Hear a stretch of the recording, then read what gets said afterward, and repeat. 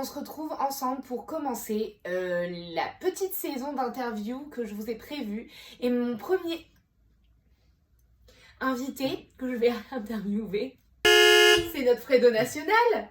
Oui. Coucou tout le monde. Pour que vous en sachiez plus sur lui et pour que vous en sachiez plus de comment Fredo en est arrivé à son stade de spiritualité qui est très éveillé maintenant. Est-ce que cet homme est né comme ça? Est-ce qu'il a travaillé pour être comme ça? Nous allons le découvrir de suite. Allez, c'est parti. Alors, déjà, Fredo, pour ceux qui ne te connaissent pas, je pense qu'il est nécessaire que tu te présentes et que tu déclines ton identité, s'il te plaît. Alors, je m'appelle donc Frédéric. Pas Fredo. Fredo pour les intimes. Mais vu qu'on est intime entre vous et moi, on va dire Fredo.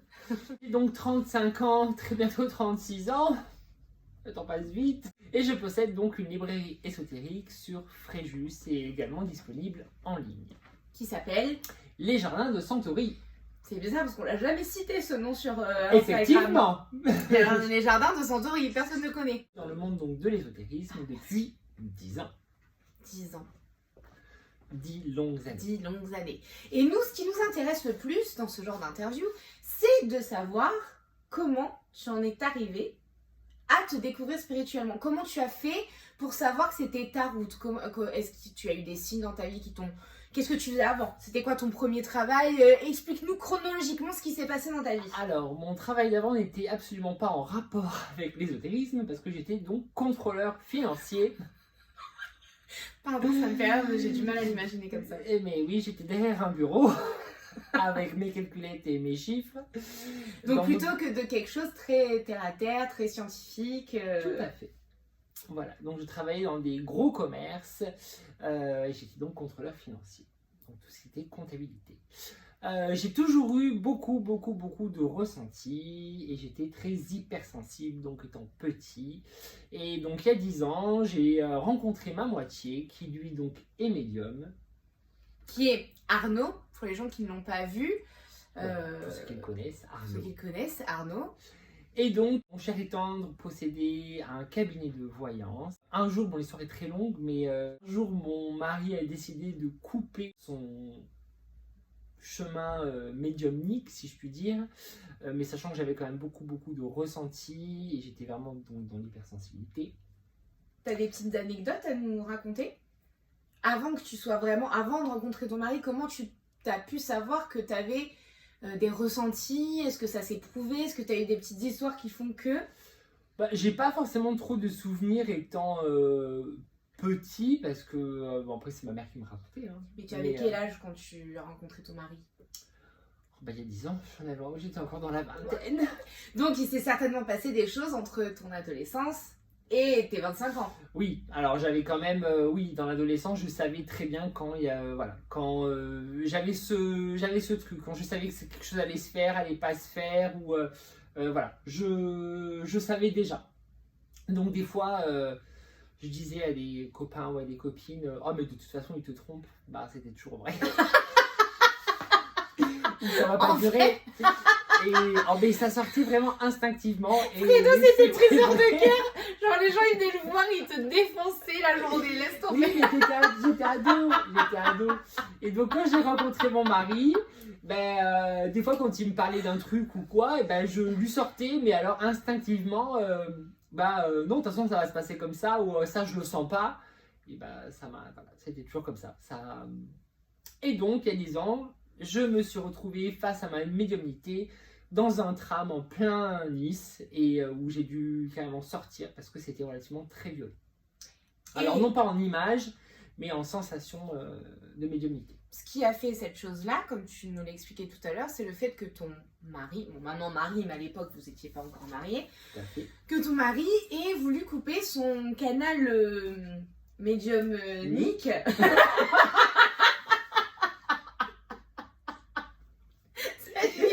C'est n'importe quoi. Pourtant, je suis sérieux. Ah oui, mais c'est moi. Je suis désolée. Donc, on m'a demandé d'être sérieux. Est-ce que tu penses que tout est arrivé sur toi à cause de ça? Est-ce qu'il y a eu une passation en fait qui a fait que lui, il en a pas voulu là où il a tout coupé pour une certaine raison, Et donc du coup, tout est venu sur toi. Passation, non, je pense qu'on m'a surtout poussé parce que c'était l'heure et le moment pour moi. Et donc ce jour, dans ce tram, qu'est-ce que tu as vu? Qu'est-ce que tu as ressenti? Alors, j'ai surtout entendu tout ce que les gens pensaient, entre guillemets, des autres ou de leurs problématiques du moment. Et j'ai pas eu forcément d'image, mais j'ai beaucoup entendu des choses en fait. Ok, les gens qui étaient autour de toi. Des gens qui étaient autour de moi. Donc ça s'est signifié par un gros mal de tête et limite une envie de... Comme si j'allais faire un malaise en fait. Donc j'ai dû sortir du tram en pensant que je devenais complètement fou. Alors que non. Ah ça doit être chaud quand tu... Un truc comme ça, tu sors, genre t'as l'impression d'avoir entendu dans la tête de tous les gens qui étaient là en fait. C'est ça. Mais je ne savais pas qui pensait de quoi en fait. Ça c'était la première fois où vraiment t'as eu une grosse révélation. Tout à fait. Et ensuite du coup par rapport à ça, qu'est-ce qui s'est passé? Donc j'ai commencé à travailler dans le milieu de la voyance et de la médiumnité donc avec mon mari dans son cabinet de voyance qu'on a gardé pendant un bon moment, 5-6 ans. Ouais. Et tu travaillais avec quoi comme outil? Alors moi j'ai toujours travaillé avec des oracles parce que j'ai jamais su les lâcher. Hein. J'ai un oracle G qui ne ressemble plus à rien qu'à c'est vrai. c'est vrai, qu'à 10 ans, mais j'ai beaucoup d'oracles qui me parlent et qui m'appellent, mais j'arrive pas à m'en détacher pour l'instant. C'est encore mon bébé, si je puis dire. Et voilà. Et après j'ai continué à me former sur plusieurs choses qui m'intéressaient, dont les fleurs de Bach. Et je suis un gros passionné de tout ce qui est encens et bougies également. Mais ça m'est venu voilà, en lisant des livres, voilà, tout simplement. Donc, c'est un peu ta curiosité qui a fait que tu en es arrivé là aujourd'hui. Tout à fait. Tu n'as pas fait de formation spécifique, Absolument tu n'as pas suivi de choses bien spécifiques pour te former à ces choses-là en tout cas. Absolument pas. C'est-à-dire que c'était vraiment au ressenti. C'est grâce à tes ressentis et à ta curiosité et à ton envie d'apprendre que tu en es arrivé au niveau que tu as là aujourd'hui. Complètement. Tout seul. Tout seul. Donc vous voyez, même tout seul, vous pouvez y arriver. Il n'y a pas besoin non plus de payer forcément des formations qui coûtent un demi-bras pour te dire comment tu dois tirer des cartes ou comment... Non, absolument pas, parce que comme je dis effectivement aux clientes et comme j'ai sûrement dû te dire à toi, quand vous avez un oracle, vous achetez un oracle, allez-y au ressenti, ne lisez pas un livre. Pour moi, un livre d'oracle ne sert... Désolé pour ceux qui les écrivent, mais ne sert à rien. C'est super, ça va être nickel ça sur la chaîne. On est super contents du coup. Non mais c'est bien de la... Je voulais des cadeaux. C'est bien, tu en auras. C'est bien de les avoir si vous voulez, mais le principal, le but quand vous achetez un oracle, c'est vraiment de le faire à votre ressenti. Il faut déjà qu'il vous appelle. C'est pas vous qui choisissez un oracle dans l'ésotérisme, c'est pas un pendule qui vous appelle, c'est pas un tarot, c'est pas vous qui le choisissez, c'est lui qui vous choisit. Alors des fois, effectivement, c'est un pendule qui ne vous plaît pas forcément, mais pourtant c'est lui qui va vous parler le plus. C'est beau ce que tu viens de dire. Il y a une connexion. Une connexion. C'est ça, comme entre toi et moi. Ouais, enfin, des fois, pas tous les jours. Hein. On n'en vaut mieux pas. Parce que...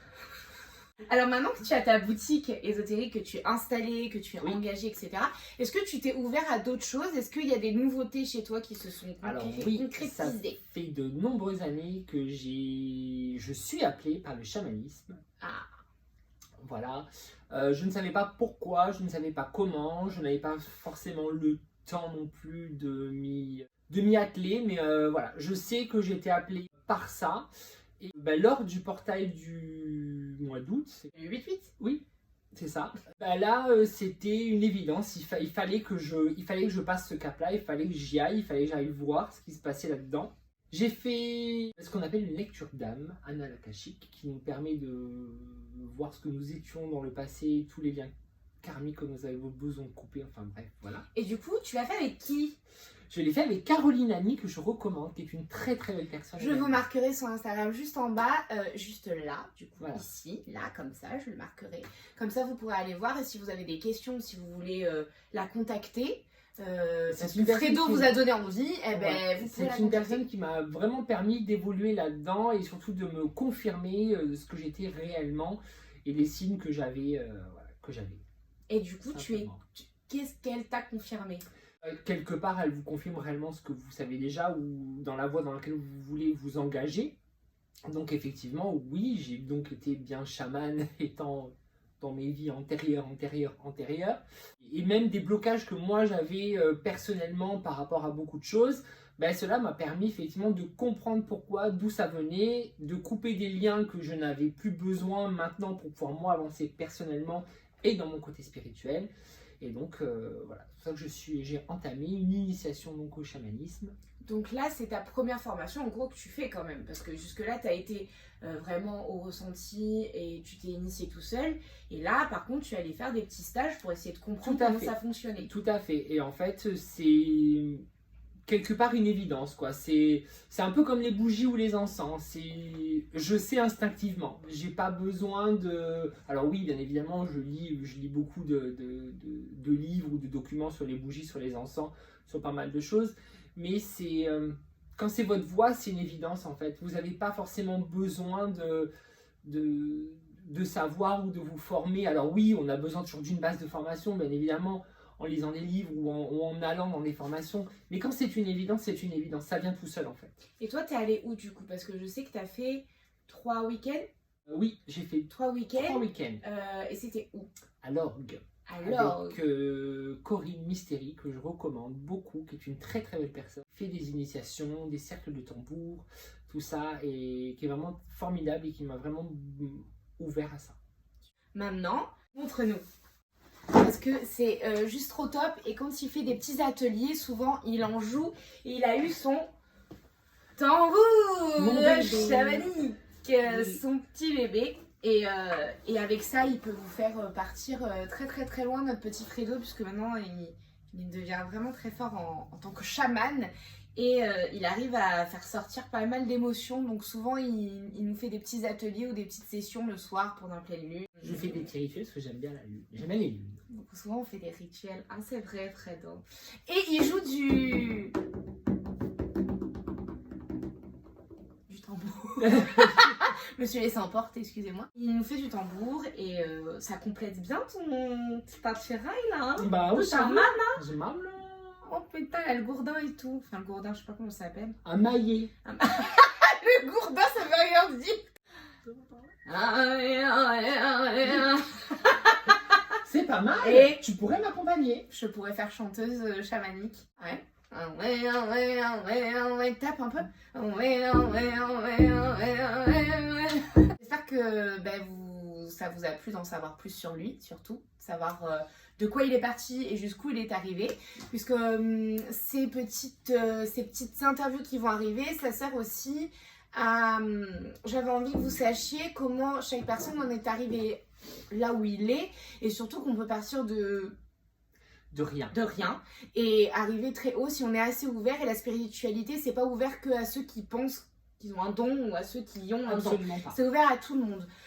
Du coup, ces petites sessions d'interview, c'est vraiment pour vous montrer, pour partager avec vous les expériences de chaque personne et que vous voyez que on est une multitude de gens à avoir commencé par... lui, il était avec une calculatrice déjà à la base, hein, et il en est arrivé à un tambour chamanique. Donc le gars a fait un bond énorme quand même. En tout cas, simplement, voilà, les personnes qui sont ouvertes au spirituel, à l'ésotérisme, à beaucoup de choses, faut vraiment pas en avoir peur, pas du tout. Du moment où vous êtes effectivement dedans, lancez-vous. Vous n'avez pas besoin d'avoir un bac plus 15, un bac plus 5 littéraire ou quoi que ce soit. Du moment où vous avez trouvé votre voie, ce qui vous appelle, allez-y, foncez, parce qu'après, c'est que du bonheur. N'est-ce pas, Cécile ? C'est que du bonheur, effectivement. Et sur ces belles paroles de notre petit Fredo, on vous souhaite une très belle journée. Oui. Il s'en fout, il veut pas que vous passiez une bonne journée. Laissez tomber, les gars. Bonne journée, merci à vous. Et on vous fait des gros bisous.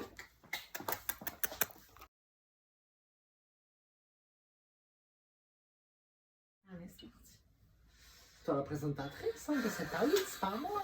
7 à 8. Attends.